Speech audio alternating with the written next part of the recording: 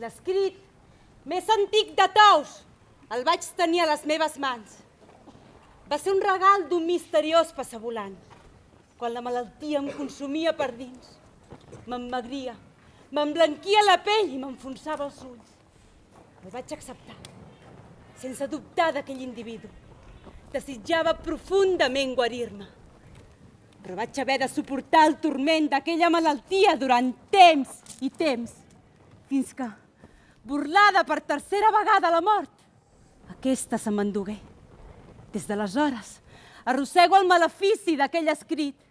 La meva ànima està en un espai imprecís, retinguda entre la vida i la mort, entre la terra i els inferns i condemnada a un sofriment etern.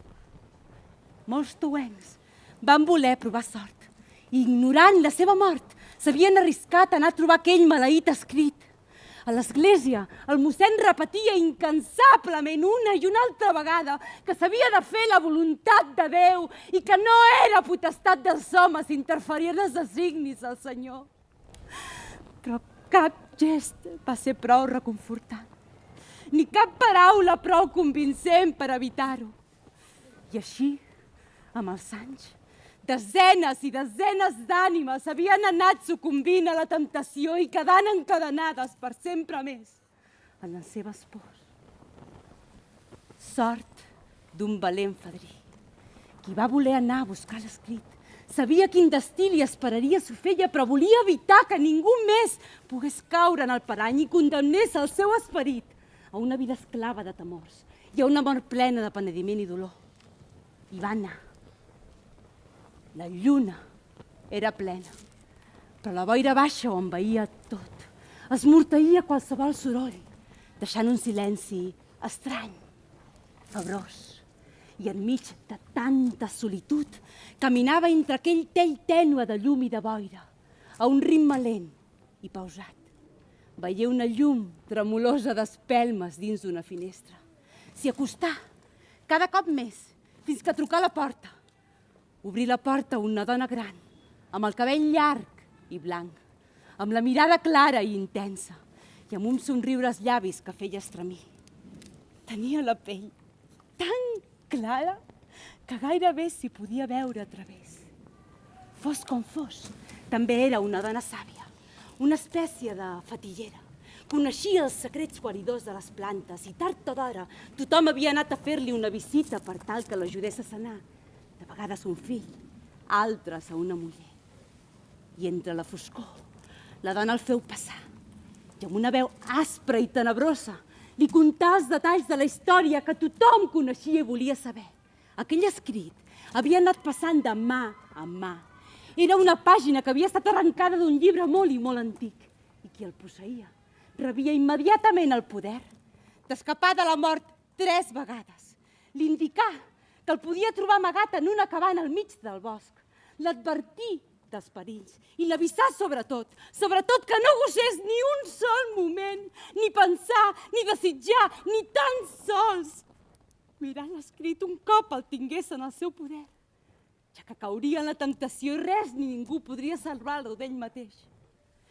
L'únic que havia de fer era prendre-li foc per tal de fer-lo desaparèixer i alliberar les ànimes perdudes.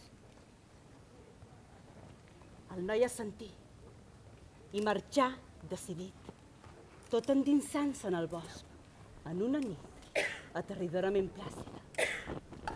I seguint les indicacions de la bruixa, albirà una antiga cabana al bell mig d'una clariana. Es dirigí cap allà, decidit a entrar-hi, empenya la porta i de dins surti un alè dens, asfixiant, irrespirable. I entrà. L'ambient era carregat. Per tot feia olor de reclòs i d'humitat. Feu unes passes i badant una petita finestra. De sobte, la claror entrà per tots els forats de la cabana. I d'aquesta manera pogué veure, tot d'una, una capseta de fusta gravada en unes sanefes impossibles.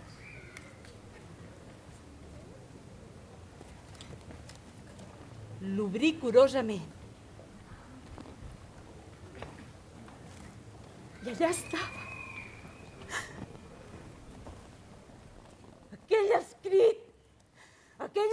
arbre miserable, aquell trist paper portador de tanta esperança i alhora de tant turment.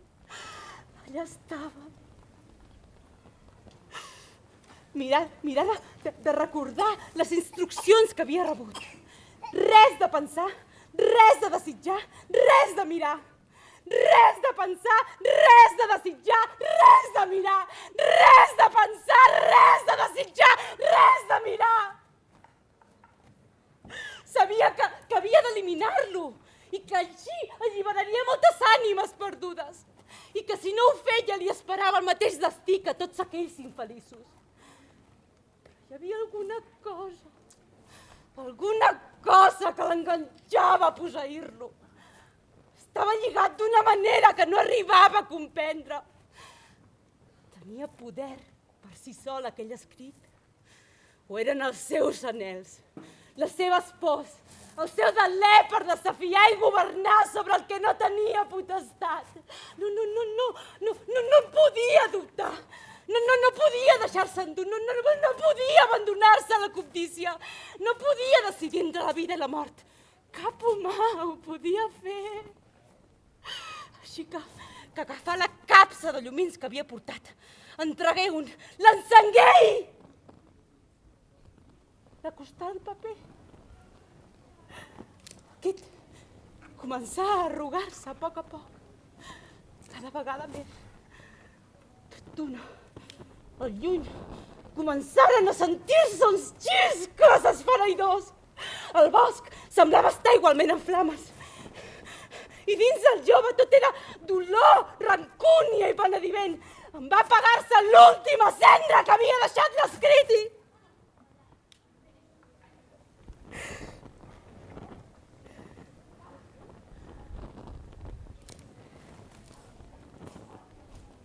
tot va anar amainat. Tot va anar amainat. I en el seu interior començaren a aparèixer uns sentiments que de tan plens mai havia sentit. Ja res se sentia al de fora. Tot havia quedat càlidament tranquil. I la lluna era d'una nitidesa espectacular, lliure de boira i de malsons. I així fou com aquell àrdid jove ens deslliurà tous d'aquella maledicció. Ningú, excepte la vella fatillera, va saber mai per quins motius els laments es deixaren de sentir.